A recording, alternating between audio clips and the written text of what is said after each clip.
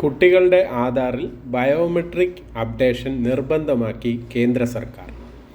കുട്ടികളുടെ ആധാർ അപ്ഡേറ്റ് ചെയ്യേണ്ട പ്രായപരിധി എന്ന് പറഞ്ഞു കഴിഞ്ഞാൽ, നമ്മൾ ആധാർ ആദ്യം ഒരു കുട്ടിക്ക് എടുക്കുമ്പോൾ 5-ാമത്തെ വയസ്സിൽ നമ്മൾ ആധാർ എടുത്തത് അപ്ഡേറ്റ് ചെയ്യണം എന്നൊരു നിർദ്ദേശം UIDയുടെ ഭാഗത്തു നിന്നുണ്ട്.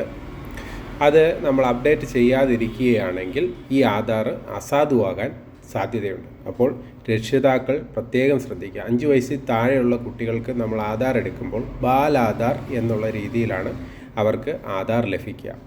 അപ്പോൾ ആ ആധാറിൽ നമുക്കിപ്പോൾ സ്കൂളുകളിൽ ഇപ്പം 5 വയസ്സിന് മുകളിലുള്ള കുട്ടികൾ സ്കൂളിലും മറ്റു കാര്യങ്ങളിലും ഒക്കെ നമ്മൾ ഈ ബാലാധാർ കൊടുത്തു കഴിഞ്ഞാൽ അവരുടെ അക്കാഡമിക് വിവരങ്ങളിലും മറ്റും ഈ ആധാർ ഡേറ്റ പ്രോപ്പറായിട്ട് അപ്ഡേറ്റ് ആകാതിരിക്കുകയും പിന്നീട് അത് അവർക്കൊരു പ്രശ്നമായി വരികയും ചെയ്യുന്നതാണ്. അപ്പോൾ ആധാർ അപ്ഡേറ്റ് ചെയ്യേണ്ട ടൈം ഞാൻ കൃത്യമായിട്ട് പറയാം. ആ ടൈമിൽ നിങ്ങൾ ആധാർ അപ്ഡേഷൻ എന്ന് പറഞ്ഞാൽ ബയോമെട്രിക് അപ്ഡേഷൻ ഉൾപ്പെടെ കൃത്യമായിട്ട് ചെയ്യണം.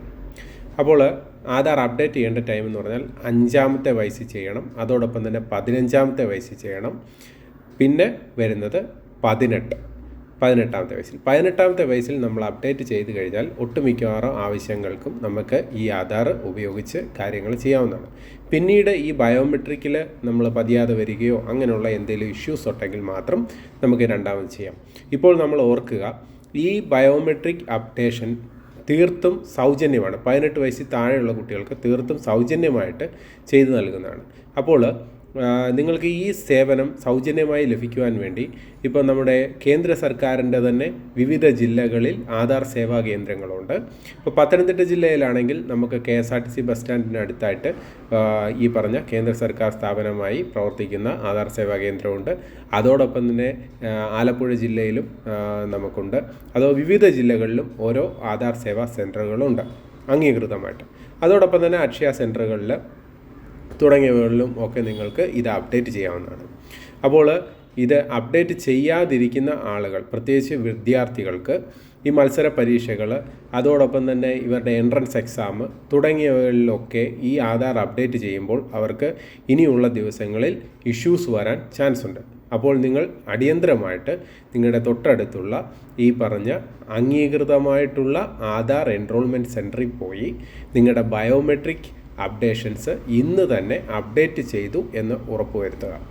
അതോടൊപ്പം തന്നെ ഇത് അപ്ഡേറ്റ് ചെയ്യുമ്പോൾ നിങ്ങളുടെ ഫോട്ടോ, നിങ്ങളുടെ ഫിംഗർ പ്രിൻറ്റ്, അതോടൊപ്പം തന്നെ നിങ്ങളുടെ കണ്ണ്, ഐറിസിൻ്റെ സ്കാനർ തുടങ്ങിയവയെല്ലാം എടുത്ത് ഈ ആധാർ അപ്ഡേറ്റായി നിങ്ങൾക്ക് ലഭിക്കുന്നതാണ്. ഇപ്പോൾ ആധാർ വീട്ടിൽ വന്നില്ലെങ്കിലും നിങ്ങളുടെ ഫോണിൽ മെസ്സേജ് വരുന്ന മുറയ്ക്ക് നമുക്ക് സെൻറ്ററിൽ വന്നു കഴിഞ്ഞാൽ ഇപ്പോൾ ആധാർ ഡൗൺലോഡ് ചെയ്ത് ഡിജിറ്റലായിട്ട് നിങ്ങൾക്ക് സൂക്ഷിക്കാവുന്നതാണ്. അപ്പോൾ ഈ വീഡിയോ ഇഷ്ടമായിട്ടുണ്ടെങ്കിൽ നിങ്ങൾ തീർച്ചയായിട്ടും ഒന്ന് ലൈക്ക് ചെയ്യുക, ഷെയർ ചെയ്യുക, കമൻറ്റ് ചെയ്യുക. ആധാർ സംബന്ധമായിട്ടുള്ള എന്ത് സംശയം ഉണ്ടെങ്കിലും നമ്മുടെ കമൻറ്റ് സെക്ഷനിൽ വന്നു കഴിഞ്ഞാൽ നമ്മൾ കൃത്യമായിട്ട് അതിന് ഉത്തരം നൽകുന്നതായിരിക്കും.